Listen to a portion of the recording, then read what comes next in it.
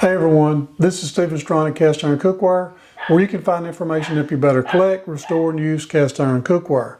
Today I'm going to be doing a carnivore pizza, and I'm going to be using my Lodge pizza pan, and I'm going to be doing that coming right up. Before we get started, I just want to say thank you to everyone that's purchased my product, Easy Beezy Cast Iron Seasoning. The purchase of this product helps keep this channel going, and I just want to say thank you so very much. So let's get on into our video.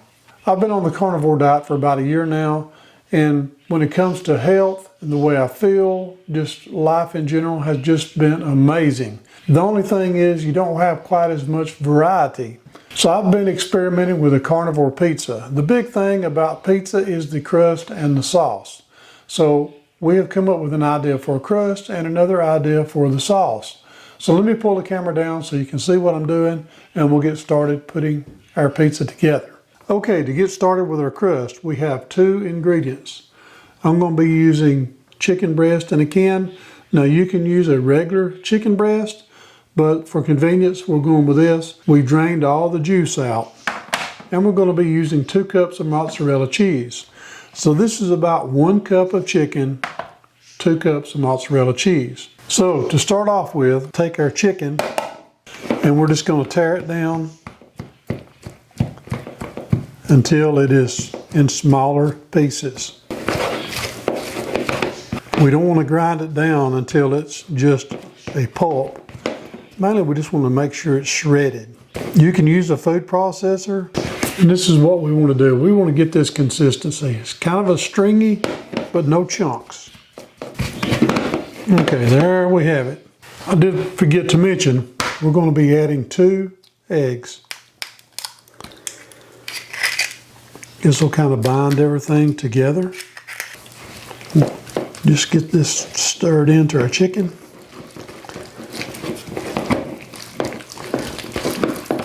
Make sure it's incorporated before we add our mozzarella. Okay, now we have our eggs added in. We're going to stir in 2 cups of mozzarella cheese. Get every little bit there.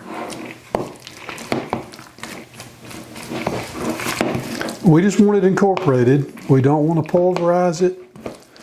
We just want to make sure it's got a good mix. Now there is one thing I'm going to add. I'm going to add a little bit of Italian seasoning, just to kind of give it a little bit of flavor. We're going to add about 2 teaspoons.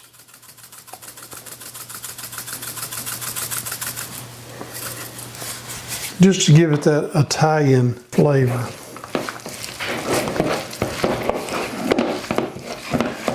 Now you can use a hand mixer, but I suggest that you don't get too carried away and get it so mushy that it doesn't turn out good. So there we go. That's kind of the consistency that we're looking for.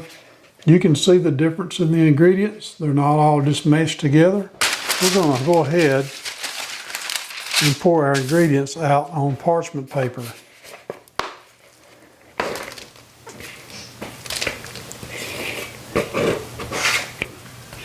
We'll get our hands in here and go to work.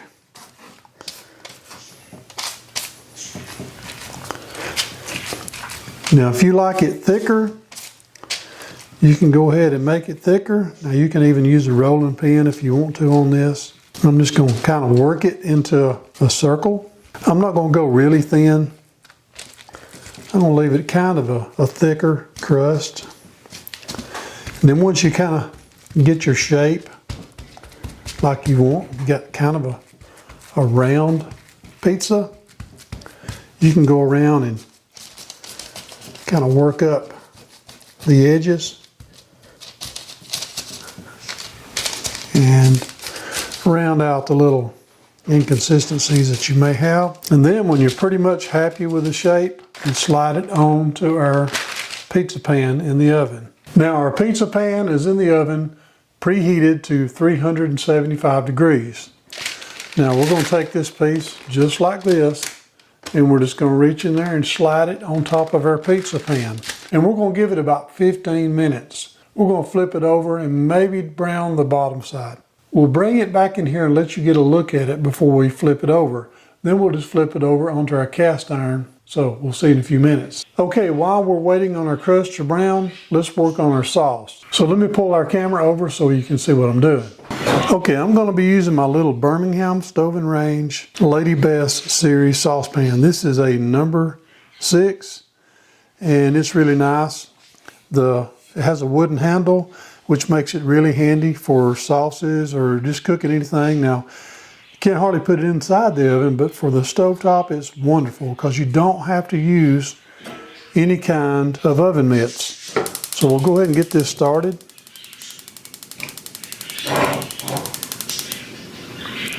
The first thing we're going to do, we'll start it on low and then raise the temperature.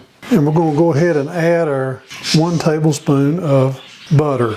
The thing about this sauce, a little bit goes a long way. We can increase our temperature once it warms up a little bit. We're going to go ahead and add our 1/2 cup of heavy whipping cream.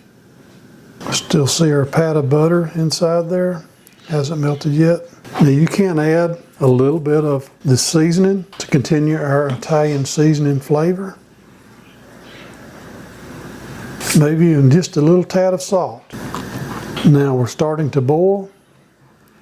At this point, we're going to go ahead and add in our 1 cup of shredded Parmesan cheese. And go ahead and cut our temperature off. We're just going to stir this in until it becomes creamy. And you can see this is really, really creamy. You can always thin it down by adding a little bit more heavy whipping cream. We're just going to leave this setting here for now. Okay, I went ahead and went the full 20 minutes on the crust. It just looked like it needed a little bit more, and that feels nice.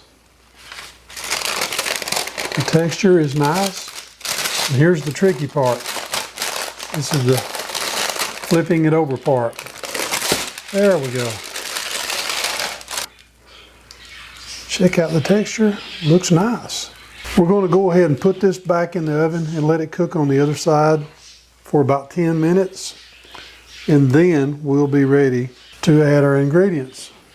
Okay, we've got it out of the oven for a second time, and I went ahead and went 10 minutes. And just take a look. It feels crusty. Just flip it over. We don't have to flip it over, but it looks good. Okay, we'll start adding our toppings now.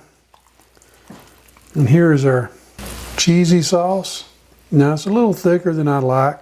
Probably could have avoided cooking it quite as long as I did. I'm going to go ahead and use all of it. Our first ingredient is going to be our mozzarella cheese. I've got about 2 cups of mozzarella cheese right here. We're going to go pretty heavy on it. Go all the way to the edge of our sauce. Maybe even cover it up a little bit. Our first topping is going to be Canadian bacon, basically ham. You can use any topping you want to use. We're just going to go with this. Okay, our next ingredient is going to be kind of like an Italian sausage. It's really like a Texas smoked sausage that I just sliced up. We're just going to go one time around the edge and add a few pieces in the center. And we're going to add a few pieces of pepperoni just to kind of round it out. We're going to put some black olives. I know it's not carnivore, but olives is one of the few non-meat foods that doesn't seem to be too much of an issue with the carnivore diet. So we're going to add just a few of these. And I'm going to sprinkle a little bit more mozzarella cheese just to make this stuff stick a little better and kind of make it a little more cohesive.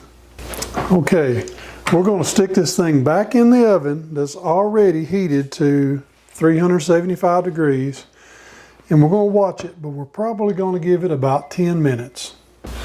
Okay, we got it back in the oven at 375 degrees. We're going to give it about 10 minutes or maybe even more depending on what it looks like. That's the thing about experimenting. You don't really have an exact time. You just work at it. You just watch it and see how it goes. And we'll take a look at the finished product. Okay, it is done. It does look like we had a few places where we kind of overran a little bit, but that's not a problem. Let's see if we can transfer this to our cutting board.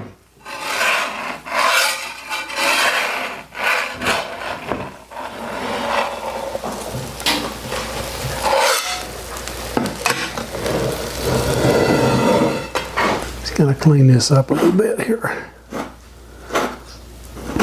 It's a nasty little tasty bite right there. That does look good and yummy.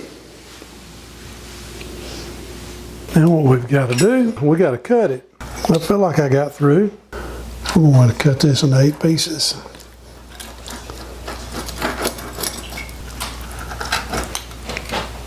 I think I'm going to go with this one. I probably could have left myself a little more crust. I think the cheese just kind of melted toward the edges. Or maybe I could have rounded up the edges to make it more like sideboards to hold it in. Now for the most important part. It's a little on the hot side. Let's see here.